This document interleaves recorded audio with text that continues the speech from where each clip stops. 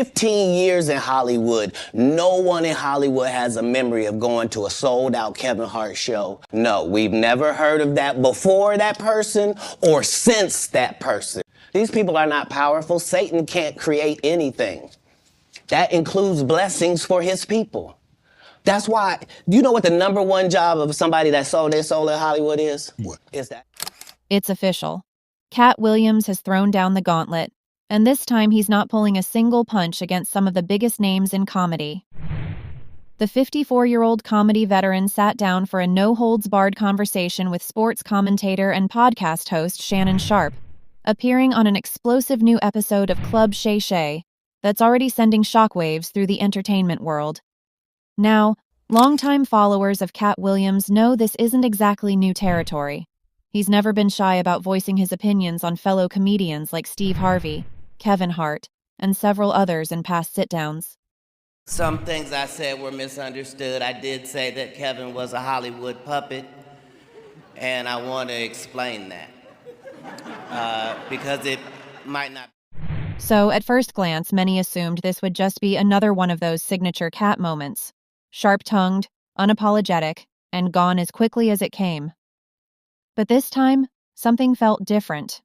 When the conversation turned to Kevin Hart, Katt didn't just throw shade.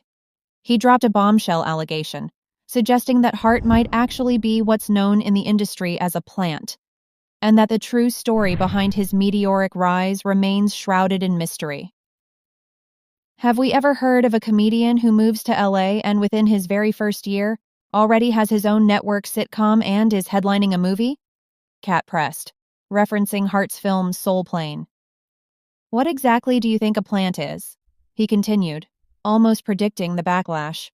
I know I probably sound like a petty, bitter old man for picking apart somebody's story, but checks and balances matter. The little star power you have, they had to start inviting your enemies. Can we move on, man? Can we move on?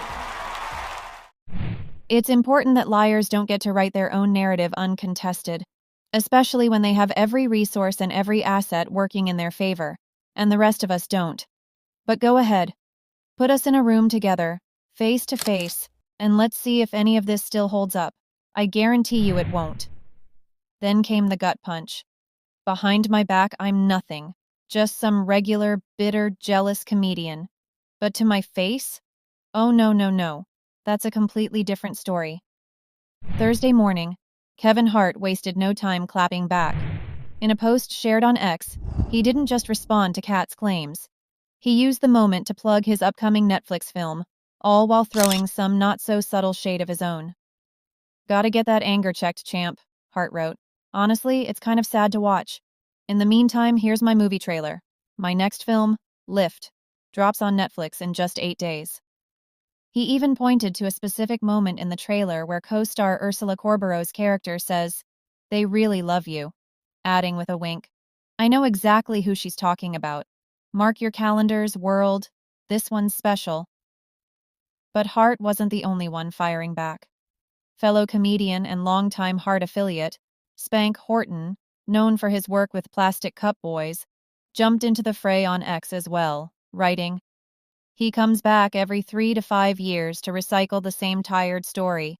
So instead of telling the truth, you want to lie about which movies actually crossed your desk first?" LOL.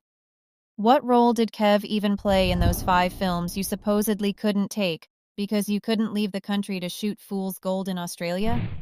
That's exactly why the role went to Kev. Fine for him ever getting a standing ovation at any comedy club. He already had his deals when he got here. Have we heard of a comedian that came to LA and in his first year in LA, he had his own sitcom on network television and had his own movie called Soul Plane that he was leading? For those who followed this saga closely, you'll remember exactly where this tension originated.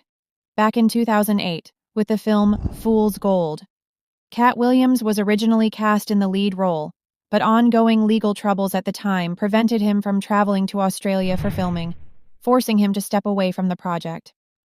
Kevin Hart stepped in and took the role instead. And according to our research, that's the exact moment this long simmering rivalry was born.